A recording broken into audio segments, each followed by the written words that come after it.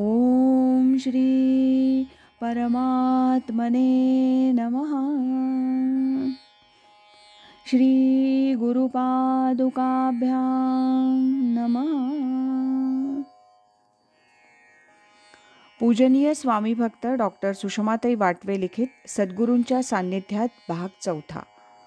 या पुस्तकाचं क्रमशः वाचन आजपासून आपण ऐकणार आहोत. आज सुरुवातीला आपण ऐकूया या पुस्तकाच्या लेखिका पूजनीय स्वामी भक्त डॉक्टर सुषमाताई वाटवे यांचं मनोगत आणि त्यानंतर प्रकाशकाचं निवेदन. प्रथम लेखिकेचं मनोगत. सद्गुरूंच्या सान्निध्यात ही मालिका लिहित असताना 1 वर्ष कधी संपलं ते कळलंच नाही. सद्गुरू स्वामी माधवनाथांच्या सान्निध्यात घडलेले अनेक प्रसंग, त्यांचा उपदेश, त्यांचं जीवन या सर्वांच्या स्मरणात मन आत्यंतिक आनंदानं बहरून जात आहे. देहाचा विसरच पडला आहे. वाचकही हा आनंद लुटत आहेत हे ऐकून माझा आनंद वर्धिष्णू होत आहे.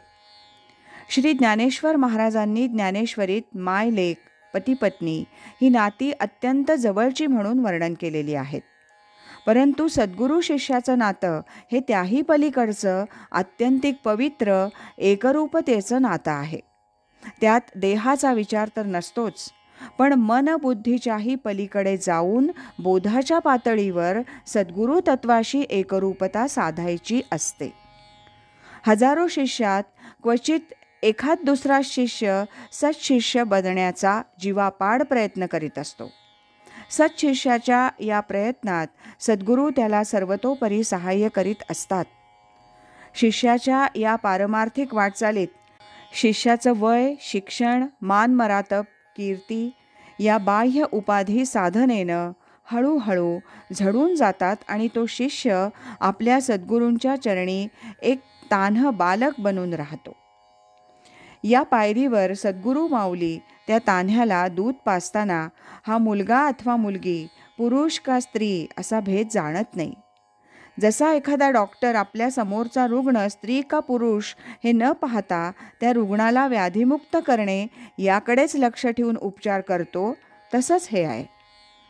त्याही वरच्या साधनेच्या पातळीवर शिष्य पूर्ण शरणागत होऊन सद्गुरू मातेच्या उदरातील वाढणारा गर्भच होऊन राहतो.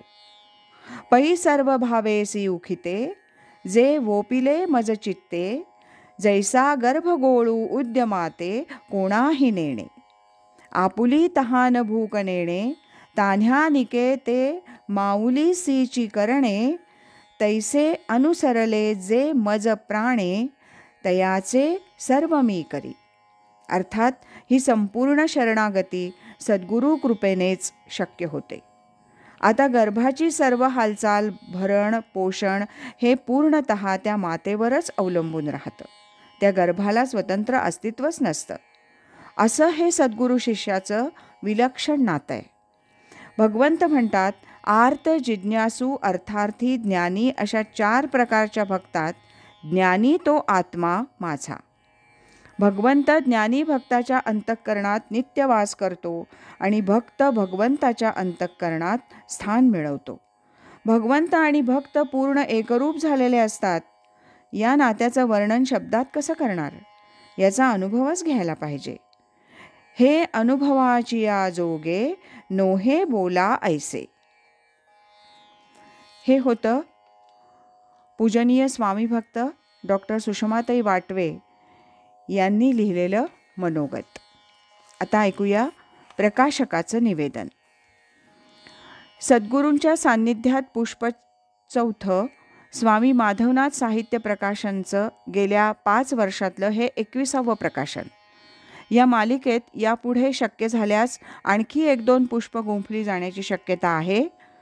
त्यातून एका साधिकेची पारमार्थिक वाटचाल कळेल. त्याचबरोबर परमहंस सद्गुरू स्वामी माधवनाथ पुणे यांचं जीवन, मनोगत, कार्य याचाही परिचय होईल. उपनिषद, भगवद्गीता, ज्ञानेश्वरी, दासबोध यासारख्या प्रमाण ग्रंथातून शुद्ध परमार्थ सांगितला आहे.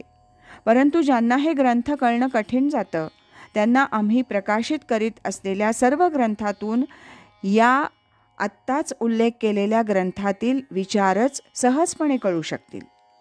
आनंदरूप जीवन जगण्यासाठी कोणते गुण मिळवावेत, कोणते दोष घालवावेत, साधना कशी करावी याचं सम्यक दिग्दर्शन या ग्रंथातून मिळू शकत आहे असं दिसतं.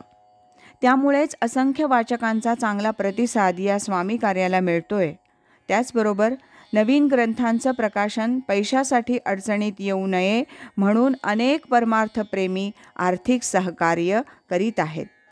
सर्व ग्रंथांच्या लेखिका डॉक्टर सुषमाताई वाटवे या देहभान विसरून लेखनकार्य द्रुत गतीनं करीत आहेत. त्यांच्याजवळ स्वामी माधवनाथांचे बरेच पारमार्थिक विचारधन लिखित स्वरूपात आणि कॅसेट्सवर उपलब्ध आहे. त्याच्या आधारानेच हे ग्रंथलेखन होत असते. सुषमाताईंचं लेखन, स्वामी भक्तांचं सहकार्य, वाचकांचा प्रतिसाद यामुळेच आमचं प्रकाशन मोठ्या उत्साहानं प्रकाशनाचं कार्य करीत आहे. सर्वांना सहकार्याबद्दल धन्यवाद. स्वामी माधवनाथ साहित्य प्रकाशन, पुणे. हे होतं प्रकाशकाचं निवेदन. आज इथेच थांबूया. उद्यापासून आपण पुस्तक वाचनास सुरुवात करू. श्रीमद सच्चिदानंद सद्गुरु श्री स्वामी स्वरूपानंद महाराज की जय. श्रीमद सच्चिदानंद सद्गुरु श्री स्वामी माधवनाथ महाराज की जय. हरि ओम तत्सत.